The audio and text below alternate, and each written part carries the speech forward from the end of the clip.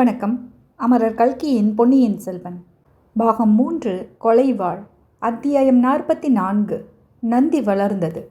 படகு அப்போது சென்று கொண்டிருந்த இடத்தில் கால்வாயின் கரைகள் இருபுறமும் ஓங்கி உயர்ந்திருந்தன. பூங்குழலி சுட்டிக்காட்டிய இடத்தில் கால்வாயின் ஓரமாக படித்துறை மண்டபம் ஒன்று காணப்பட்டது.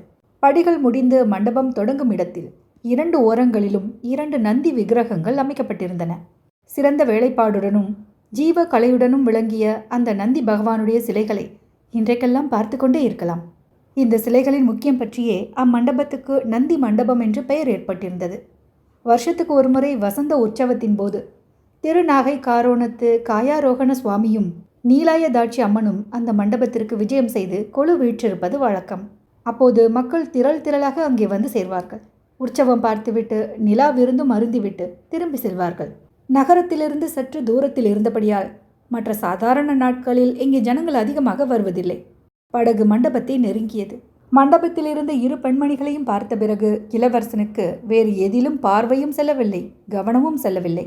படகு நெருங்கி வந்தபோது இளைய பிராட்டி குந்தவை படிகளில் இறங்கி கீழ்ப்படிக்கு வந்தாள். வானதியோ மண்டபத்திலேயே தூண் ஒன்றின் பின்னால் பாதி மறைந்தும் மறையாமலும் நின்று கொண்டிருந்தாள். படித்துறை அருகில் வந்து படகு நின்றது. இளவரசன் இறங்குவதற்கு படகிலிருந்தபடி சேந்தன் அமுதனும் படியில் நின்றபடி இளைய பிராட்டியும் உதவி செய்தார்கள். சேந்தன் அமுதனும் பூங்குழலியும் படகை பின்னோக்கி செலுத்து கொண்டு போய் சிறிது தூரத்தில் நிறுத்தினார்கள். தம்பி, எப்படி மெலிந்து விட்டாய் என்று குந்தவை கூறிய போது அவளுடைய கனிந்த குரலிலே கண்ணீர் கலந்து தொனித்தது. பொன்னியின் செல்வன், என் உடம்பு மெலிவு இருக்கட்டும் அக்கா. உன்முகம் ஏன் இப்படி வாடியிருக்கிறது? என்னை கண்டதும் உன்முகம் தாமரை போல் மலர்வது வழக்கமாயிற்றே. இன்றைக்கு ஏன் உன் முக சந்திரனை மேகம் மறைத்திருக்கிறது? உன் கண்கள் ஏன் கலங்கியிருக்கின்றன? ஆகா, உன் உள்ளத்தை புண்படுத்தி வேதனை அளித்த எத்தனையோ காரியங்கள் நிகழ்ந்திருக்க வேண்டும்.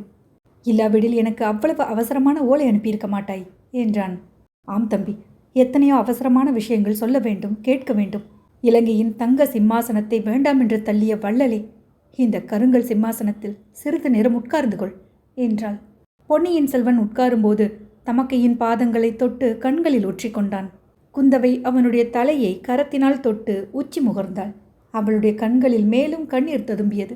இருவரும் உட்கார்ந்த பிறகு குந்தவை, தம்பி, உன்னை இன்றைக்கு நான் இங்கு வருவித்திருக்கவே கூடாது. சூடாமணி விகாரத்தின் தலைவர் உனக்கு உடம்பு நன்றாக குணமாகிவிட்டது என்று செய்தி அனுப்பினார். அது சரியல்ல. ஜுரம் உன்னை பாட்டி எடுத்திருக்கிறது. ஆனால் உன்னை பார்க்காமல் இருக்கவும் என்னால் முடியவில்லை. ஆனைமங்கலம் வந்த பிறகு ஒவ்வொரு கணமும் ஒரு யுகமாக சென்று கொண்டிருந்தது என்றாள். அக்கா, என்னை இங்கு வருவித்தது பற்றி நீ கவலைப்பட வேண்டாம். நீ மட்டும் படகு அனுப்பாமல் இருந்தால் நான் இத்தனை நேரம் பழைய அறைக்கு புறப்பட்டிருப்பேன். கடுமையான ஜுரத்திலேயும் கூட உன்னுடைய ஓலைதான் என் மனதை வருத்தி கொண்டிருந்தது. அந்த ஓலையை ஒருவரிடம் அனுப்பியிருந்தாயே. அந்த வானர் குலத்து வந்தியத்தேவரை போன்ற தீரரை நான் பார்த்ததே இல்லை. எத்தனையோ விதமாக அவரை நான் சோதித்தேன். எல்லாவற்றிலும் தேறிவிட்டார். அவர் இப்போது எங்கே அக்கா? குந்தவையின் முக சந்திரனை மறைத்திருந்த மேகத்திரை சிறிதகன்றது. பவள இதழ்கள் திறந்து முத்துப்பற்கள் தெரியும்படி புன்னகை பூத்து, தம்பி, அவரை பற்றி இப்போது என்ன கவலை? வேறு எவ்வளவோ விஷயங்கள் இருக்கின்றன என்றாள். என்ன அப்படி பேசுகிறாய் அக்கா? உனக்கு அதிருப்தி அளிக்கும்படி நடந்து கொண்டாரா? இல்லை இல்லை, நான் ஏன் அதிருப்தி அடைய வேண்டும்? உன்னை அழைத்து கொண்டு வந்து சேர்ப்பதாக வாக்களித்தார். அந்த வாக்கை அவர் நிறைவேற்றிவிட்டார். அதற்காக அவர் செய்த தந்திர மந்திரங்களையும் கை கொண்டு சூழ்ச்சி வித்தைகளையும் நினைக்க நினைக்க எனக்கு ஆச்சரியமாக இருக்கிறது. அவர் எங்கே அக்கா? நீ இங்கு வந்திருக்கிறாய் என்று தெரிந்ததும் வந்தியத்தேவரும் உன்னுடன் வந்திருப்பார் என்று எண்ணினேன். எடுத்ததற்கெல்லாம் மூர்ச்சை போட்டு விழும் இந்த பெண்ணரசி அளவா வந்திருக்கிறாள். இவள் எவ்வளவு தைரியசாலி ஆக்கிவிட்டாள் என்பது உனக்கு தெரியாது தம்பி. நேற்று நமது முதன் மந்திரியின் யானை இவளை தன் துதிக்கையால் தூக்கி எறிந்தது. மேலே அம்பாரியிலிருந்த என் மடியிலே தான் எறிந்தது. ஆனால் அது அவளுக்கு தெரியாது. அப்போது எவ்வளவு தைரியமாக இருந்தாள் என்பதை நீ பார்த்திருந்தால். போதும், உன்னுடைய தோழியின் புகழை நிறுத்திக்கொள். என் நண்பரை பற்றி சொல். அவரை பற்றி என்ன சொல்வது? அவர் வந்த காரியமாகிவிட்டது. திரும்பி அவருடைய எஜமானன் ஆதித்த கரிகாலனிடம் போய்விட்டார். அப்படியானால் அவர் வாக்கு தவறிவிட்டார். தம் காஞ்சிக்கு போகப் போவதில்லை என்றும் சோழ நாட்டிலேயே இருந்துவிடப் போவதாகவும் கூறினாரே. அது எப்படி சாத்தியம்?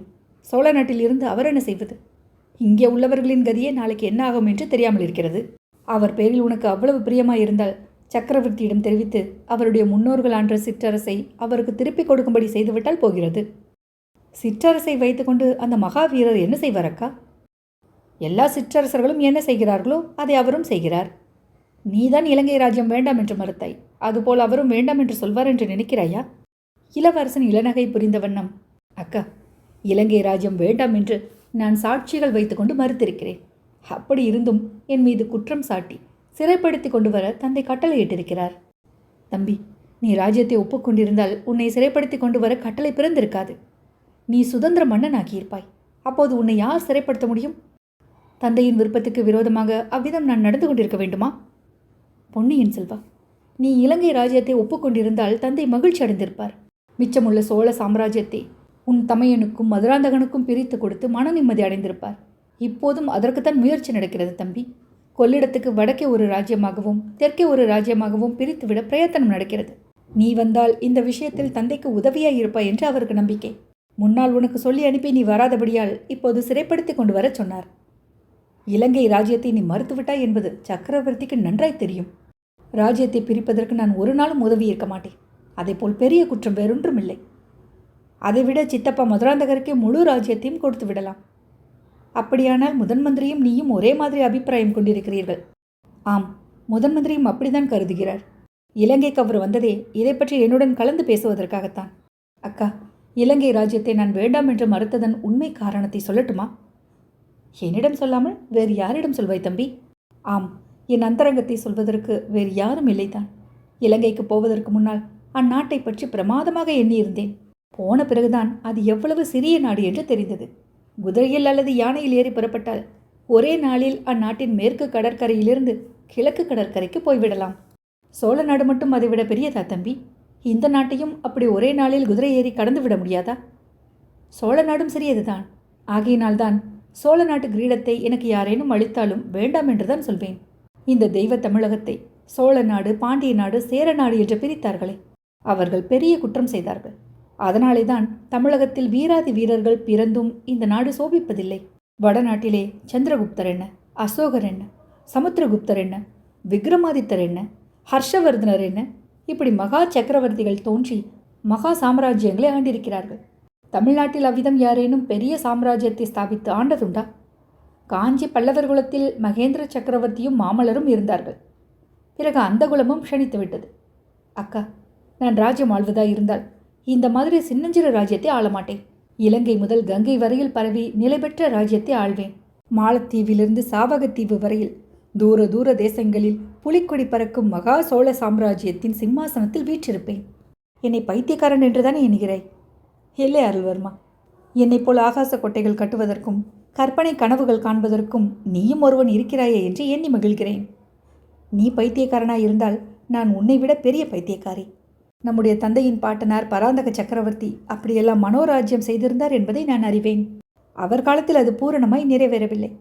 ஆனால் என்னுடைய ஆயுட்காலத்தில் நான் அதை பார்க்கப் போகிறேன். சோழ சாம்ராஜ்யம் இலங்கை முதல் கங்கை வரையிலும் மாலத்தீவு முதல் சாவகம் வரையிலும் பறந்து விரிந்திருப்பதை பார்த்துவிட்டுத்தான் நான் சாகப் போகிறேன். இந்த என் எண்ணம் நம் தமையன் ஆதித்த கரிகாலனால் நிறைவேறும் என்று ஒரு காலத்தில் நம்பினேன். அந்த நம்பிக்கை எனக்கு இப்போது போய்விட்டது. ஆதித்த கரிகாலன் மகாவீரன். ஆனால் மனதை கட்டுப்படுத்தும் ஆற்றல் அவனிடம் இல்லை. அதனால் அவன் பெரிய காரியங்களை சாதிக்க முடியாது. என் மனோரதம் உன்னால் நிறைவேறும் என்ற ஆசை எனக்கு இன்னும் இருக்கிறது.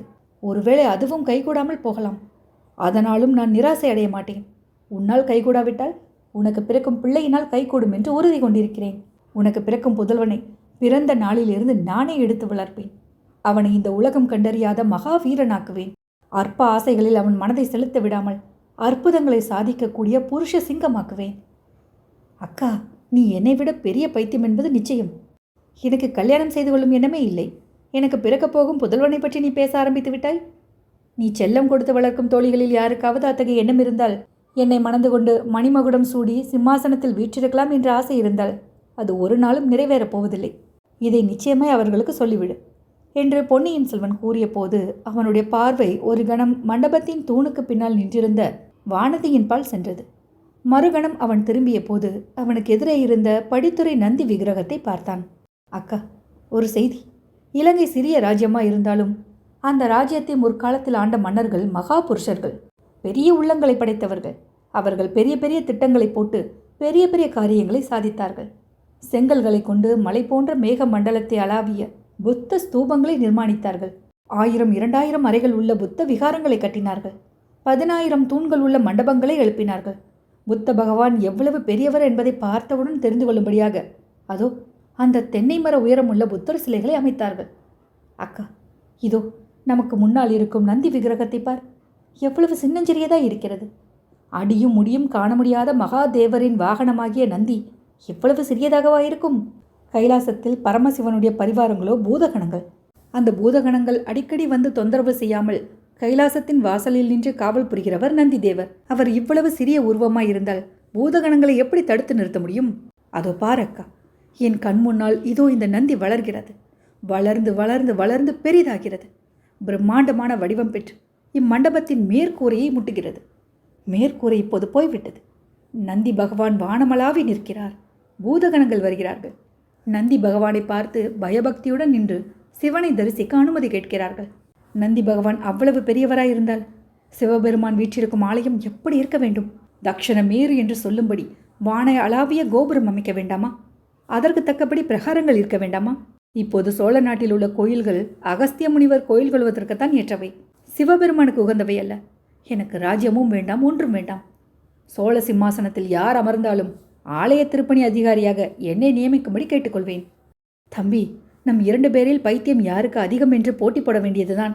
தற்சமயம் இந்த சோழ நாட்டை பேரபாயம் சூழ்ந்திருக்கிறது.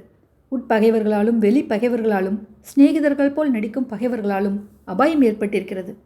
சில காலமாக நான் அடிக்கடி ஒரு பயங்கரமான கனவு காண்கிறேன். மின்னலென ஒளி வீசும் கூரிய கொலைவாள் ஒன்று என் அகக்கண் முன்னால் தோன்றுகிறது. அது யார் மேலேயோ விழப்போகிறது. அது யார் என்பது எனக்கு தெரியவில்லை. சோழகுலத்தை சேர்ந்த யாராவது அந்த கொலைவாளுக்கு இரையாகப் போகிறார்களா? அல்லது இந்த சோழ ராஜ்யத்தை 2ஆக துண்டு செய்து நாசமாக்கப் போகும் கொலைவாளா அது என்று தெரியவில்லை. நீயும் நானும் யோசித்து முயற்சி செய்துதான் அத்தகைய அபாயம் இந்நாட்டுக்கு ஏற்படாமல் தடுக்க வேண்டும் என்றாள் இளைய பிராட்டி. ஆமக்கா, வல்லவரையர் கூறிய விவரங்களிலிருந்து எனக்கும் அவ்வாறுதான் தோன்றுகிறது. முக்கியமான அபாயம் சோழகுலத்துக்கு யாரிடமிருந்து வரப்போகிறது என்பதை அறிவாய் அல்லவா? பழுவூர் இளையராணி நந்தினியை தானே குறிப்பிடுகிறாய் தம்பி? ஆமக்கா, அவள் யார் என்பதையும் அறிவாய் அல்லவா? வந்தியத்தேவர் கூறிய விவரங்களிலிருந்து அதையும் அறிந்து கொண்டேன். ஆகையினாலேயே இவ்வளவு அவசரமாக உன்னை பார்க்க வந்தேன் என்றாள் குந்தவை. அத்தியாயம் 44 நிறைவுற்றது.